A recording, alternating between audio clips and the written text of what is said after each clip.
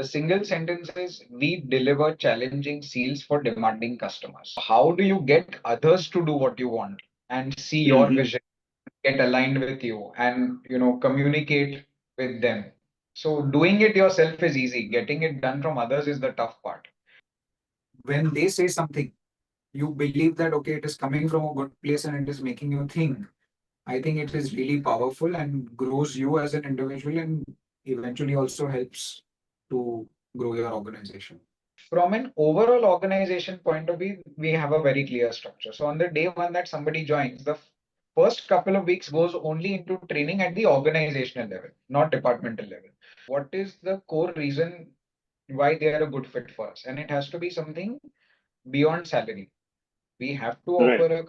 a salary and give them a package that is okay. But that should not be the main reason the person is joining us. Hello, and welcome to the second episode of the Harmonious Workplaces podcast. In every episode, we bring to you business leaders who have successfully scaled their businesses and built vibrant workplaces.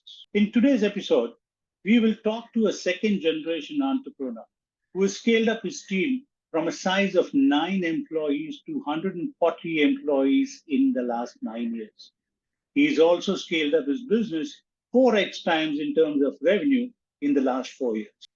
Let's meet Darshan Shah, Managing Director of Harkesh Rubber.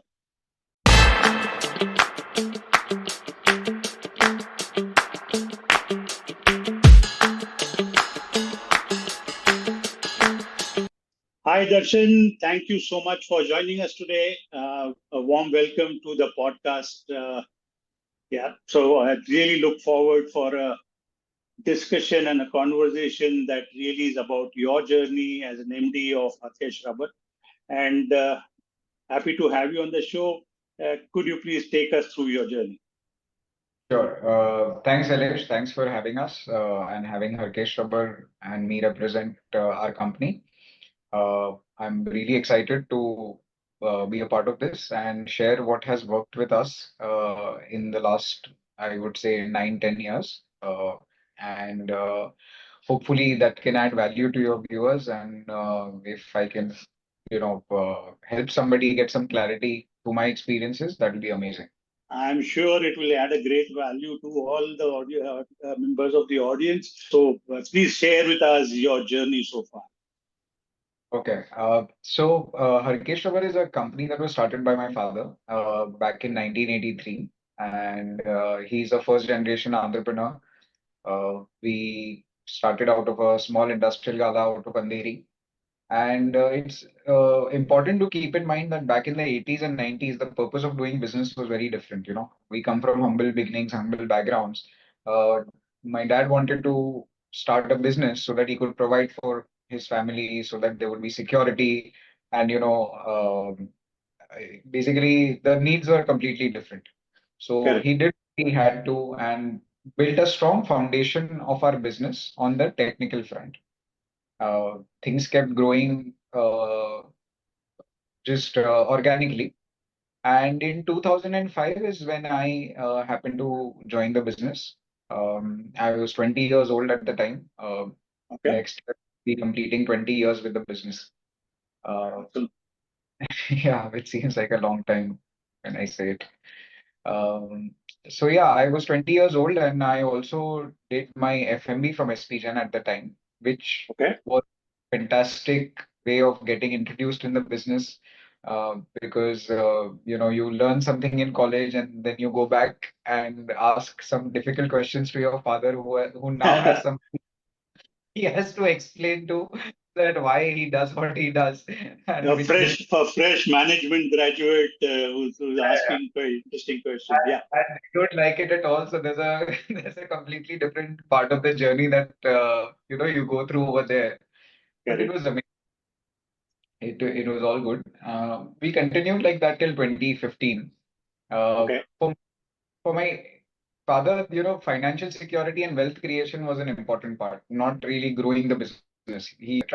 So our business had a very strong technical foundation at the time. But the priority was not to grow the business. It was Right. to, ensure that we are continuing to do what we are doing as much as we can. Professionalization was not on the agenda. You know, Okay. up and all of that was not on the agenda.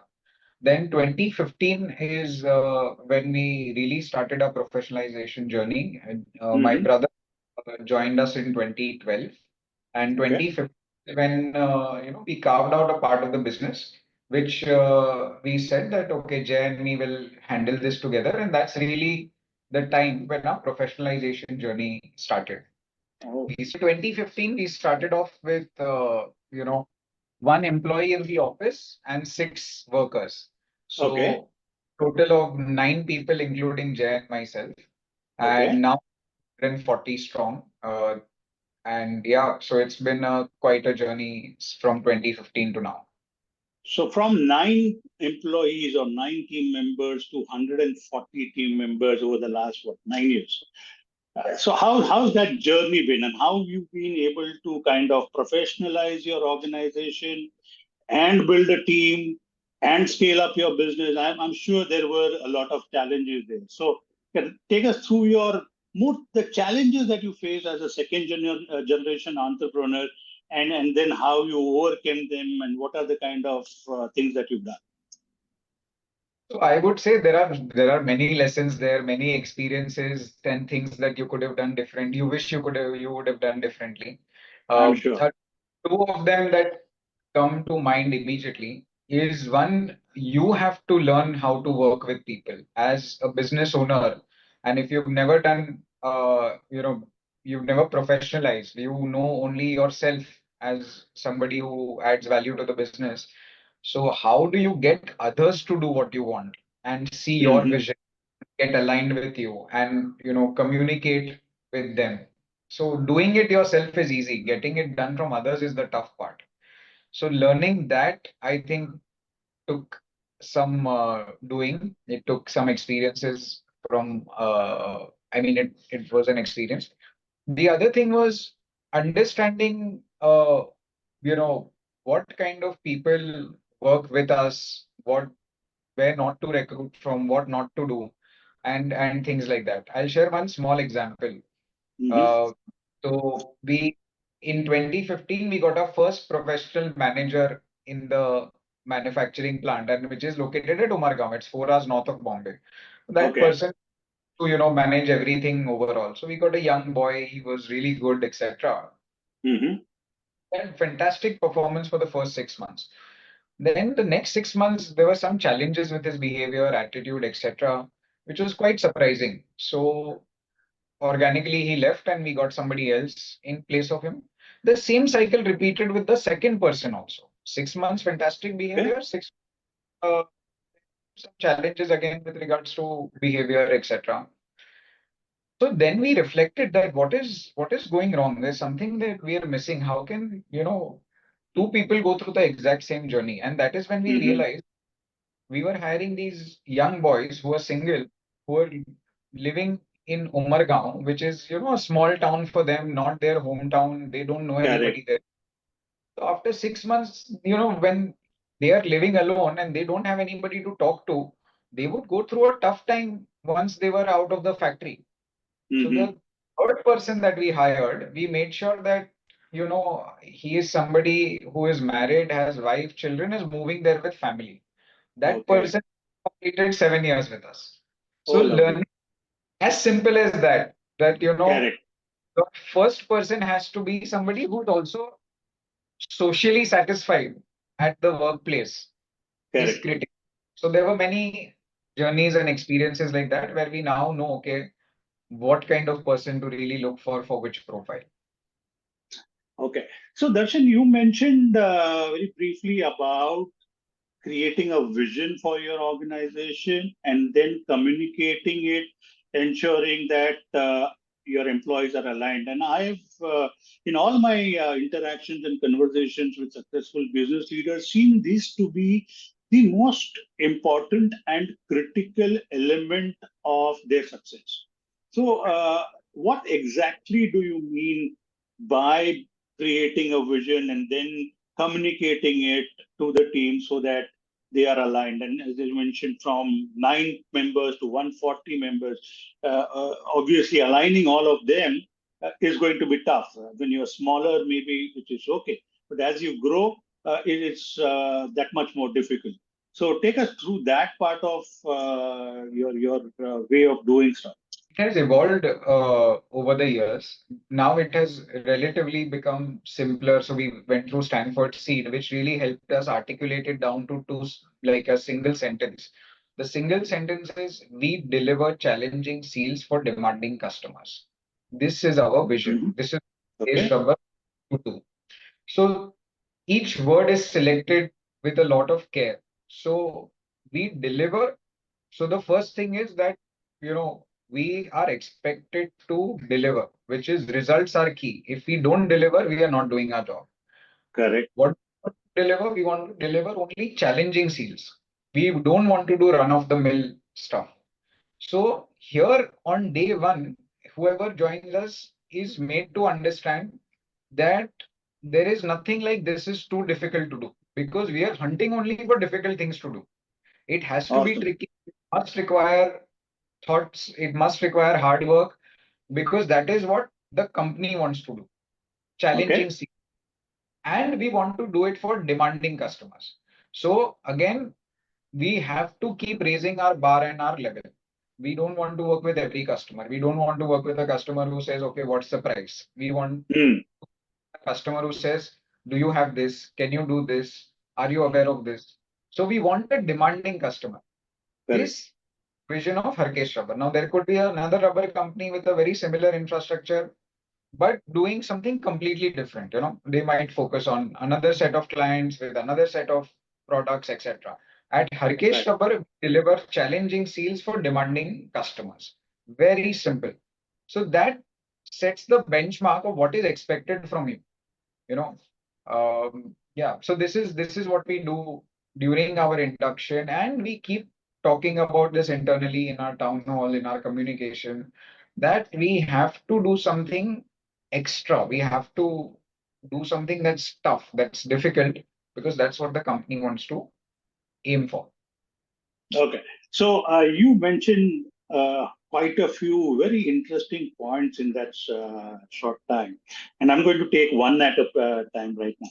So let's first look at the vision, communication to the team, and then creating a culture around that vision that you have for the organization. But I think an important element that then dovetails or integrates into company culture is the values, right? Yeah. So, do you have very clearly defined values for your organization, and how do you ensure that your team members live up to those expectations? Right. So, Sailesh, everything is also work in progress, just one caveat, but I will share what we've done so far and what we intend to do. Sure, We, sure, we have very clearly defined values. So our values are customer first, integrity, innovation, and harmony. So sure. I'll take a bit to explain all of that. Customer first is whatever we are doing is to satisfy the customer. If the customer is demanding something, we want to meet that requirement. We can't say something is too difficult or this customer is being XYZ. Every decision of ours has to be in order to benefit the customer. Customer comes first. Whatever we are doing is because the customer should be satisfied. The Correct. second, integrity. So this is a clear now, this is maybe unique to our organization, and I have also learned it from experience that integrity is the most important thing with regards to people in our organization. When we walk through the door, we will not wonder whether the other person and my goals are the same or not. We can have differing opinions on how to reach somewhere, but we cannot Right. have differing opinions on where we want to go. So, Okay. integrity is extremely, extremely important. Like one of the statements and one of the things that we follow is that if you make a mistake, and maybe that's an expensive mistake from a financial point of view, fair enough. We'll discuss it with you and we'll talk about it. If there is an integrity issue of even a small amount, that will not be tolerated because So, nobody is going to walk through that door and wonder whether, are you doing the right thing or not. So integrity is absolutely not negotiable, not just with the team. We select customers like that. We work only with vendors like that. there is a large part, you can communicate a lot of things to people, but integrity means there is an inherent unsaid trust. Things that are unsaid are okay or not. Whether the Correct. customer is on time, whether we are paying our vendors on time. Integrity is a lot of things that are unsaid. The Correct. third is innovation. We are also a fairly young company. Hmm. I'm 13 years old. There are barely two or three people who are older than me in the organization. Is we want to be the best in class with regards to systems, processes, technology. This is again something that our company, as a core belief, we believe in that if there is a technology out there uh, which can do something at a world class level, we either have that technology or we aspire to have that technology very soon. So we don't want to do, simple stuff. We want to be at the leading edge of technology. This also goes on the management side in the sense that everything, our systems, processes, documentation, everything is actually online. When a person comes into work, they have a defined checklist. They know exactly what they need to do, how they need to do it, etc. So constantly making sure that we use the tools of technology to make something permanent, and nobody has to revisit that topic again. And the Correct. fourth, I believe, is something extremely unique to us, which I would say is harmony. We want to make sure that we are harmonious with everybody around, whether it's a customer, vendor, team member, even nature, so to speak.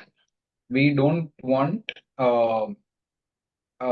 disturbances. So if we don't get along with, for example, a vendor, we will choose not to work with them, but we will communicate that to them with respect.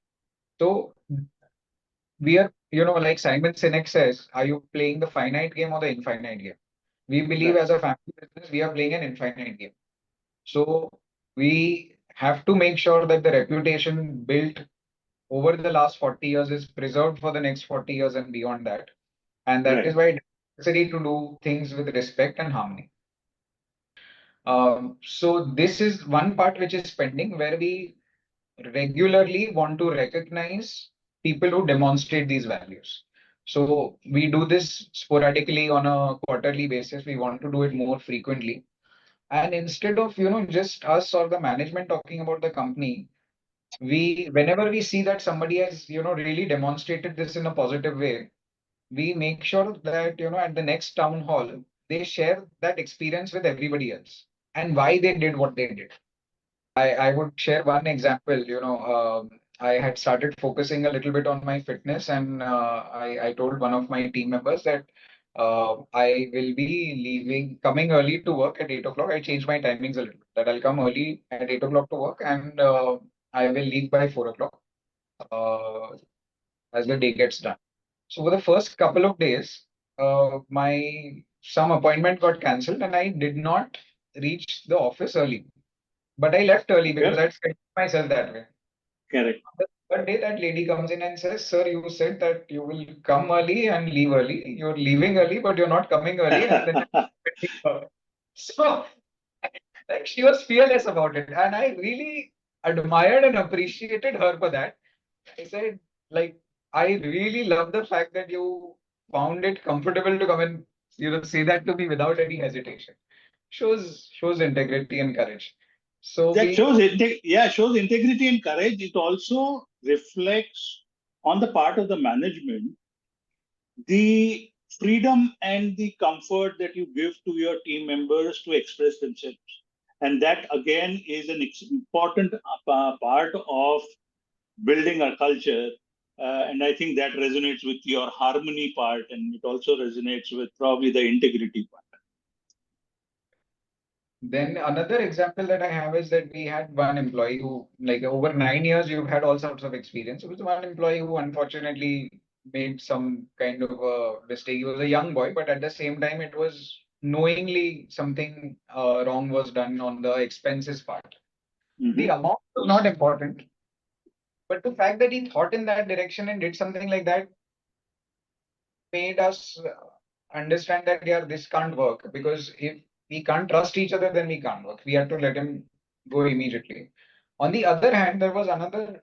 person, he's still with us. He's completed nearly 9 years with us. He's like been from day one. And he wrongly transferred a very large amount to a different account than he was supposed to. And Okay. he got me very nervous that today though I'm definitely getting fired because like I've just made a blunder. Huge blunder. Yeah. He came and told me about it, and I said, "Fair enough, don't worry about it. I'll take care of it." And that was the end of it. And I completely even forgot about it once this happened. And I spoke to whoever he had transferred it to. We got it fixed, reversed in a couple of days. Hmm. And 5 years later, when he completed 5 years with the organization, and this is where, management demonstrating, not just putting all this in words, but really demonstrating makes a difference. He mentioned that at the completion of 5 years, that he said and this was in year one of him joining, Hmm. that I made a blunder like this, and sir never mentioned it again to me at all. Because the thought process that we have is that even if we work, we could make mistakes. So mistakes are Correct. completely in our organization, right? If you're Correct. working, you make mistakes. That's absolutely fine. As long as you're doing it with the right intention and, with the right mindset, it's completely fine. So at least this is how we are doing it. Correct. Darshan, you also mentioned Stanford Sea, right? And what I really want to explore with you is the need and the importance of learning and development at all levels in the organization. And what's been your personal learning journey post joining Harkesh Rubber? And how do you kind of look at it from the organization perspective in terms of ensuring that your employees are more they are upskilling themselves or they are taking up learning and development as an important thing to do. Yeah, so again, it's something that's very core to the organization. We really strongly believe in learning and development. No, as an individual, I personally am constantly looking at opportunities where I can, expand my thinking, learn from other people's experiences, and, become better. And had I not done that, today I would not be able to do a lot of things that I'm currently doing. And then we also encourage our team members to follow that. So, Okay. for example, area of constraints, right? TOC is something that we learned at college in SPGen. But so many engineers today who come out of college have no idea of how to run a factory or what is the decision-making process in the factory. So, Hmm. all our in the company, the fundamental, thought process that we use is TOC, or how to remove the bottleneck, how is it going to impact the throughput. Correct. In the first couple of weeks of any person joining, we only take them through TOC training. We explain to them what is TOC, what is bottleneck, what's the goal movie, etc. So Hmm. tremendous amount of work goes into learning and development. Because if you are able to expand and grow the individual who's working with you, the capacity of the organization also expands. And Correct. in general, also, I think that is one of our proposition as a company, that individual's personal and professional growth at Harkesh Rubber is our responsibility. And this is something that we take a lot of pride in. Somebody who's come in and worked here will be a completely different person in 3 to 5 years' time. And this is not something that I am saying, this is something that they say. And whenever we see an opportunity, for example, we want to now, execute a new performance management system really well. One Hmm. of our going next month to IIM Ahmedabad for a short course. So Uh-huh. whenever we see an opportunity, we learn and we also make sure that we execute. It is not just knowledge tourism that okay, you went and learned something and Correct. it was something that was nice to hear, understand, etc., but had no implication on the shop floor. No, execution is the key after the learning.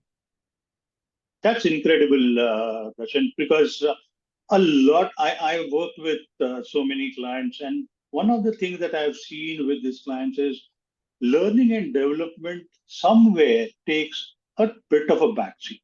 And probably it seemed to be something that maybe large organizations can really invest into. But when you're growing or when you're a small and medium-sized organization, maybe learning and development doesn't take such an important place in terms of the overall strategy. So that's really incredible to hear from you. You also talked about the town halls. You also talked about people who have completed 5 years, 9 years in this organization. So my next question is about the entire team building process, right from attracting talent into your organization. You also talked about your induction programs or your induction process. So onboarding them and then obviously engaging them and retaining them over a period of time. So could you take us through how do you go about it right from stage one through the entire employee life cycle? Sure. So in terms of, I would say recruitment is one of the extremely key parts of, our entire business. I feel that as a business, one of the management's main two pillars are to form a strategy of how the organization is going to deliver value to the customer with what infrastructure, what resources, what pricing, what product, and what market. Correct. Setting the map as such.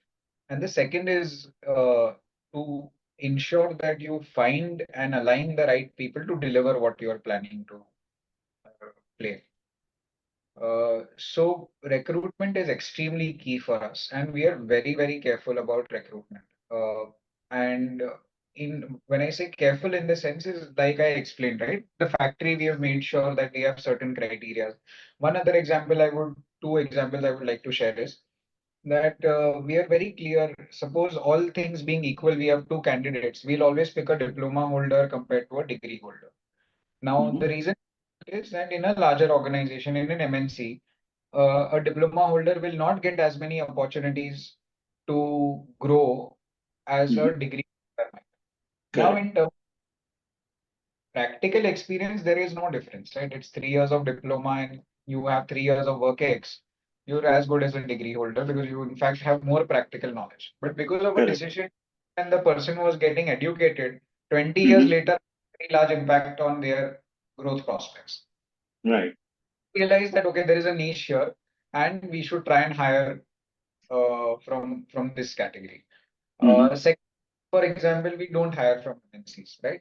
We truly and strongly believe that whenever somebody is willing to join us or we are taking them on board, what is the core reason why they are a good fit for us? And it has to be something beyond salary. We have to offer Right. a salary and give them a package that is okay. But that should not be the main reason the person is joining us. Are we a better company than they are? Are we giving him more learning opportunities? Are we giving him a different designation? Not designation, but set of responsibilities, let's say. Second is, for example, we don't hire from MNCs because we feel that any person who's joining us has to think of the company as a step up. So either we are giving them more responsibilities, a bigger role, or more a number of people to handle, more responsibilities, a different project. Beyond salary, there has to be a reason why somebody is joining us. This is Hmm. very crucial. So, what is our value proposition to them, employer proposition to them? Okay. The third thing is that, one of the challenges we face is recruiting people on the shop floor. We want to Right. be a very world-class manufacturing unit. This Hmm. means everything that we do has to be better on the shop floor.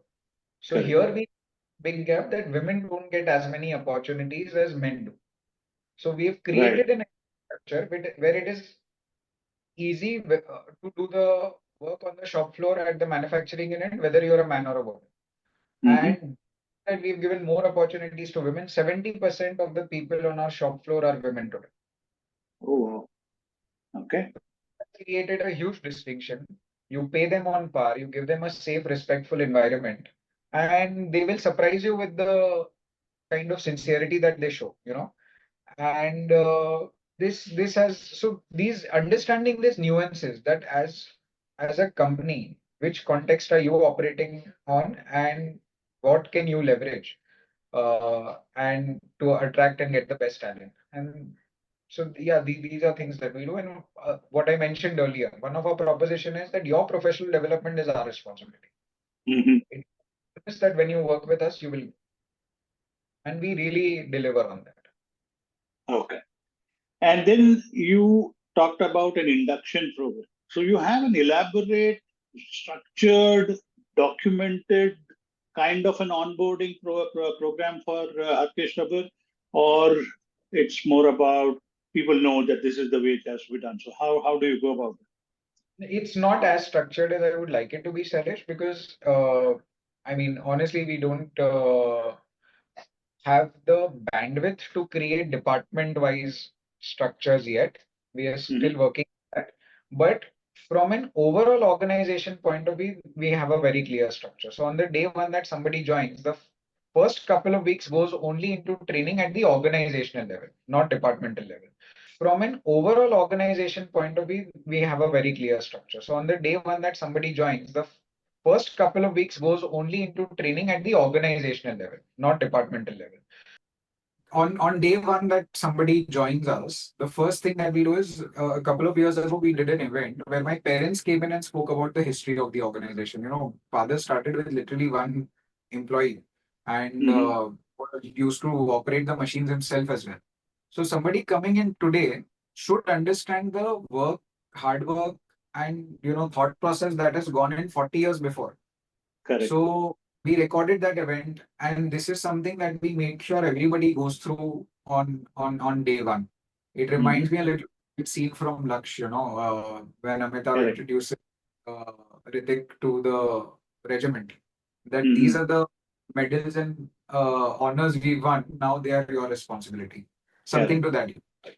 Okay. Uh, the second thing that we do is then we talk about the successes that we've had, the good case studies, the positive things, what are the customers saying about us, and things like that. And a lot of training goes into TOC. We have a very very strong belief in TOC, which really simplifies decision making.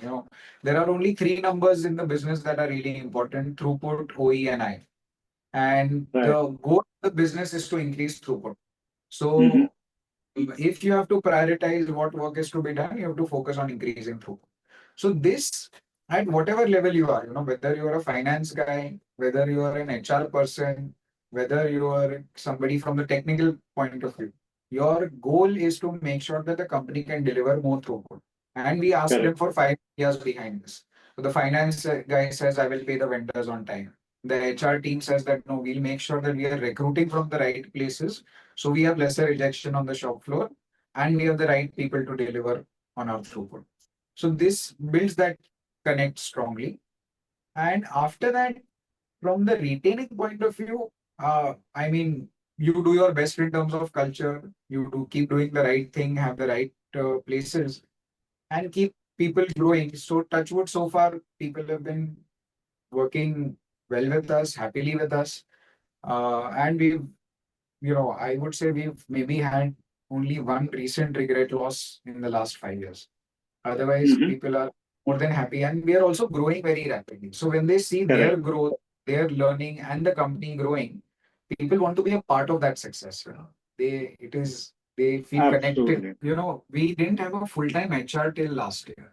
So all Okay. of this done leading from the front, and as we kept growing. And I remember that when we touched around 110, one of my friends from Ascent, I spoke to him. I said, yeah, now I think I should hire an HR because there are things that we might be, skipping. But I don't know what should an HR come in and do. I don't have experience in that particular domain.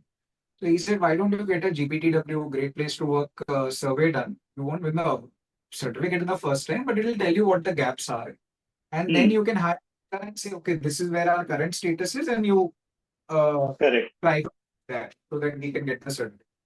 Correct. Uh, and we got the survey done. And we surprisingly, my EA got a call. She was following up that, okay, when do we get the result? And we came to know, okay, you are a great place to work certified. You have scored 80 plus in five of the areas, and in one it is 75, which means that you are doing well. Now, this came as a Oh, shocker to wow. us. Okay. Uh, it took us 6 months to decide whether we should do Great Place to Work survey or not. Because one of the things that they insisted is that they will also interview all the shop floor workers. So we were Hmm. skeptical. Yeah, we don't have any HR initiatives. What really do they think about us? We have no idea, no clue, and whether we should really do this. So this gave us a huge confidence that whatever we had been doing for all these years really actually connected well with our people and gave a reaffirmation that all this works. And then we got a full-time HR on board to make sure that now Okay. next year the certificate. So what I'm trying to say here is that if you keep doing the right things with the right intention and belief, it all works out in the long run. So now we are a great place to work certified place 2 years in a row. And without really Wow. having worked towards that. It just happened to be a coincidence. Great. Congratulations, Darshan. And what I hear you saying is HR is not rocket science. HR is something that you do. First is simplify the entire thing. And what it needs to come from the heart. It needs to come from within. And simplify it as much as possible. It's about employee experience. If your employee is experiencing a great workplace, a great work culture, I'm sure you will have all the elements of the jargonized HR pieces in place. So They are the ones yeah, who are actually driving the business. So if you take care of them, they will take care of the business. absolutely. When you look at your employee engagement and retaining employees over a long period of time, are there any, apart from learning and development and the culture part, any kind of employee well-being programs or programs that really make them, you talked about the feeling of belongingness. Any other initiatives that you undertake as a part of your workplace harmony? We do have some sporadic events that we do. Dasara is an important event for us. We make sure that everybody comes. We invite their families as well. Okay. So they what they are doing, where they are working, etc. And we keep looking for opportunities for their personal development, not just from the professional point of view. One of the examples is that, around a few years ago, we did a financial literacy program for everybody. Mm-hmm. That, okay, we have a young population, and they are all instant gratification kind of crowd. Why is it important to save money? What will happen 5 years from now, 10 years from now? If you start an SIP of 500 rupees today, what happens? Mm-hmm. Surprisingly, I did this, okay, maybe this might work. And it was one of the most appreciated lectures that they like that, we could never imagine that a company is thinking about our financial growth and literacy on the personal front. Okay. So we, look for opportunities like that. Recently, we've been doing a program on thinking processes. Again, this comes from TOC about, Mm-hmm. how do you question your beliefs and assumptions? There is a cause and Mm-hmm. effect. I met with an accident because I was not driving well, but I was not driving well, getting down to layers. So it's a little more detailed, but it helps you get to the depth of any solution. So these are things now, if somebody asks me, how is this going to benefit Harkesh Prabhar, I don't have an immediate answer. But I think therein lies a superpower of a family business that we can invest in doing the right things, which we believe will benefit in the long run, without it having a window whether this ROI will come in 3 months, 12 months, or 2 years. Correct. So I think that is one unique advantage that we have as a family business, that we can keep investing in the right things, uh, believing that in the long run it all pays. I would like to talk about, what we did during COVID, and now all this values and vision, everything sounds good on paper, but actually when it mattered, what did we do? So on somewhere around 21st March or something, the COVID lockdown was announced. And we realized that, the factories are going to be shut, there's going to be a problem, and you don't know what the future holds. Our immediate decision, Jay and me together, was that, okay, let's do this. Then the next day, we paid the salaries for the entire company for the month of March in advance. Mm-hmm. And during the entire lockdown, our factory was shut for more than 40 days. We resumed shut down somewhere around 22nd, 23rd March, and we resumed on the 5th of May. Okay. We made sure that all the salaries were paid in full on time. Okay. And uh, we made sure that if anybody needed, we created like a phone chain system that everybody checks with their reportee that do you need anything, and if you need, please give us a call. But don't move. The company is here, and we will make sure that whatever you need, we will provide. So, while talking about all of this, if you're not there when they need you the most, Correct. uh, I believe that matters. And it went a long way. I think we were able to start our company immediately. We didn't lose any team members. And that particular uh, experience and incident really demonstrated that, we walk the talk. Uh, so this was, I think, crucial. We didn't deduct any salaries at all during that entire period. And it Absolutely. Yeah, to I the think the employee experience goes a long way in building the kind of engagement, retention, the culture by itself. So, absolutely wonderful. As a part of the organization culture building, one of the important elements is rewards and recognition. Uh, and do you have a culture of rewards and recognition in your organization? And typically, how does it work in your organization? Yeah, so this is something that we did in Stanford Seed. We are yet to execute it, which is people, architecture, rewards, and then rewards is what culture is. So we don't have monetary rewards as such yet, but that is recognizing people who have demonstrated the values which we want them to inculcate. Hmm. That is the recognition system that we have. So we give them a certificate on a monthly basis. We make sure they share their uh, thought process with the rest of the team, and then they go and talk about it with their families. So this is what we do. Uh, in the past, and sometimes for some of the individuals that I've worked very closely with, one thing that I like to do is write a letter to their parents. So Oh, wonderful. yeah, so again, a lot of us don't go back home and talk about work really well, and the parents are wondering कि ये कैसे कर रहा है, अच्छा है, बुरा है, all they know is where they're Correct. working and what pays. So then I write a letter to them, letting them know that, how much we value what they're doing, how sincere their child is, and how proud they should be of uh, the person that they've grown. Uh, yeah, these are some of the small things that. Awesome. So now, Darshan, I'm really curious to understand. So, as a 20-year-old who joined his father's business about 20 years ago to now, it's been an amazing journey for you. There have been a lot of challenges. What's the kind of mindset and what's the kind of approach as a second generation entrepreneur do you think is important? And what shift do you see in your own self over these last 20 years? Massive shift, right, Salesh? So it's always constant questioning, growing, and learning. I'll share a funny example. And my father, I don't know whether he'll laugh when he watches this, if he watches this. So recently, I was, introspecting.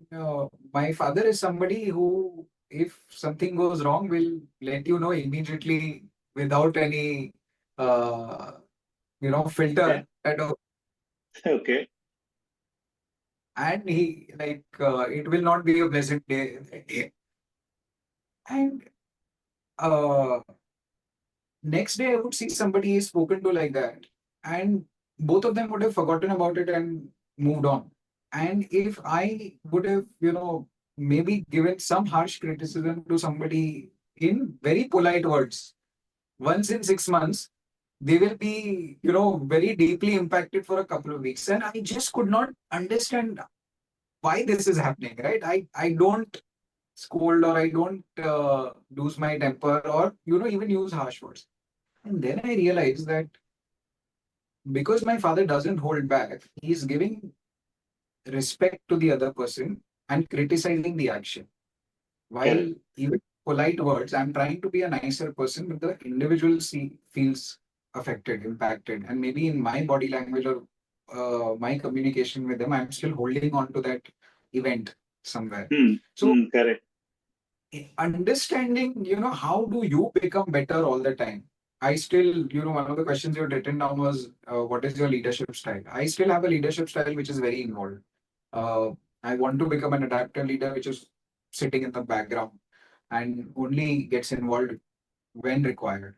So always figuring out what to do better, how to do better, etc., introspecting and developing, that is the key, because what's got you here is not going to take you there. If you want to scale 5x from here, the same Darshan can't be there. It has to now be evolved into a different version. But obviously, that has to be that conscious awareness that you need to evolve as a leader. So that's the point I was trying to come to, is that conscious awareness, translating that into actionable activity or actionable initiatives on your own personal side, like you probably did your Stanford scene. Uh, that's one part of it. Are there any other actions that you took to really evolve as a leader over these 20 years? Yeah, multiple. One of the biggest changes was actually becoming a part of Ascent. So Ascent is where we have a peer learning group. There are other business owners, and we meet once a month. 10 Okay. of us. We are equals, right? We are peers. So anybody saying anything in that forum is somebody who has no uh, malified intention. They are really invested in your success. So discussing challenges over there, and they show you the mirror very often. You show the others the mirror very often, and realizing, Hmm. okay, scope for me to grow. There is so scope for me to understand. Being humble about it. I think it's not so challenging when you surround yourself with people who are equals and better than you. You always see that there is a better way to do things. Then you have to decide, okay, which ones do you really want to work on, which ones you don't, because there's always a limit on how many things you can focus on. But to make sure that you're doing that helps a lot, I believe. You also spoke about giving feedback in a very respectful manner. The feedback is not about the person, it's about the problem, it's all about the issue being faced. Now, in terms of systems and processes in your organization, how have they evolved? How much are you invested into building those processes and systems for your organization? Maybe they could be review systems for processes, they could be your performance management systems. And I'm talking about systems related to people. So what are the kind of initiatives that you've taken? So I've personally spent a lot of time from, especially from 2021 to 2023, because we scaled roughly, 4x in 4 years. So Hmm. on those 2 years, we worked a lot on systems and processes. And at the end of the day, you are the one person tying everything together. There are certain Correct, things that you can't delegate. So, correct, what do you really expect from a CRM? What do you really expect from the finance guy? What do you expect from the operations guy? Sitting down with them, aligning with them, also understanding what challenges they are facing or where are they coming from. You're not missing out on something, and building that system along with them. So, we did that for a couple of years, and which has helped us a lot. So now we have a very robust online digital system where every person and a doer, I would say, knows 70-80% of the work that they need to do, and it is there digitally. And I believe that as a business owner, it is our responsibility to make sure that things are sustained, and the things are sustained only when it is into a system or a process, correct. because that is when, once you put it into their checklist or once you create an SOP about it, and trigger based systems, this happens. If there's a job opening, then this should happen, this should happen, this should happen. What is the tag involved? um, it's cumbersome, no doubt about it, but it is also necessary journey through to go through. And once 70-80% of it is built, now we have a team who make sure that, okay, it revolves with the needs. Systems and Correct. processes are never a complete thing. You have to keep modifying it based on the needs, based on the circumstances. But the initial time uh, is required by the business owner, I believe. And do you believe that technology plays a very important role for a small or a medium-sized organization looking to really scale up to ensure that all these systems and processes fall into place? It should. I mean, if you're not using it, then you're handicapping yourself Correct. because uh, technology is just absolutely marvelous today. Chat GPT, I know that some people use it, some don't. It is phenomenal. You ask it some basic questions, the way it gets you started is amazing. So it may not have 100% accuracy, but it gets you started. It gives Correct. you something to think about. Uh, and many other things like that. One of the tools I use is called Whimsical, and it creates mind maps. You ask it, okay, what are based on these things, what are the five value propositions I want? It will create a mind map of it immediately. So if you're not using technology, you're putting yourself and slowing down your problems. I believe that the faster you use it, and this is true even from our manufacturing level. Earlier in the conversation also I mentioned that if there is a better, faster way to do something, we want to sit in that boat. So, which is true on this front as well. Correct. I'm also very curious to know, Darshan, is that you and I know you have kind of signed up with a business coach. And do you think that's something that every entrepreneur should, particularly in a growing organization, a scale organization that's really scaling up, should kind of look to do more from an accountability point of view than anything else. I'm sure you do all the hard work, but then this guy standing behind you, guiding you, providing you with probably insights, and then holding you accountable. Does that really work, or you think that that's something that probably is a personal choice? Strongly believe in it. It goes with my core belief that surrounding yourself with people who can make you think is really important. Now, that could be through Stanford Seed and my peers over there. That could be through Ascent. That could be through a business coach. We work with a lot of. I have our professor from SP Jain who was kind enough when our business in the first year annual revenue was barely 2 crores. But he would come with us to the factory and spend an entire day and, give us a list of improvements at the manufacturing level. Mm-hmm. So, and this is something that I've posted on LinkedIn also earlier. One of my very strong beliefs is that as an individual, one of the decisions that you make and keep making is the people you surround yourself with. Whether that is your customer, whether that is your team member, whether that is your vendor, coach, or whoever it is.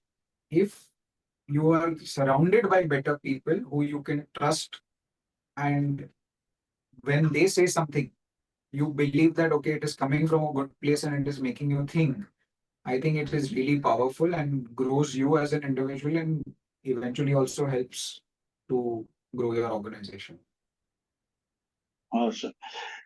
Lot many things to talk to you about, Darshan, but I'm going to really ask you to really summarize for the audience as a second generation entrepreneur. What have been your key learnings? Maybe three, four things that really have driven growth for you, both professionally and personally, and what would be your advice to second generation entrepreneurs? I'm a beginner, said it's not an advice. I will just share what has worked for me. One of them is Sure. like lead from the front, right? Show up. I think that is really, really important as a business owner, or even otherwise. We all have our ups and downs. But I think a leader's job is to show up. It's a good day, it's a bad day. You feel like it, you don't feel like it, show up. It matters. You are the sun of the organization, everybody else is revolving around you. Correct. So that really matters a lot. Uh, Keep thinking, keep learning, keep growing, whether as an individual, whether as an organization. It matters a lot because it gives you a sense of progress and execute. It is when I say learning, it is goes without saying that I also mean that it has to change something in the way that you do things. Um, surrounding yourself with the right people, that includes the team as well. I absolutely love my team. I would say that I'm in love with them. Like when I walk into the office, I love seeing those faces. Hmm. Um, and I think that matters, right? Correct. Like, on a bad day, you want to know that you're surrounded with people who really care. Um, so that's worked really well for us.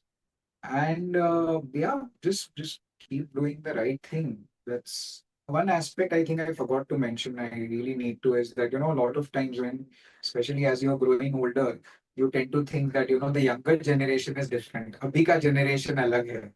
Correct. Uh, I beg to differ on that. I feel that if you are able to talk to the right people, everybody wants to prove themselves. Everyone wants a pat on the back. Everyone wants a direction. We were all younger once. And the earlier generation used to think that about us. So if Correct. you can give the opportunities to the right people, motivate them, grow with them,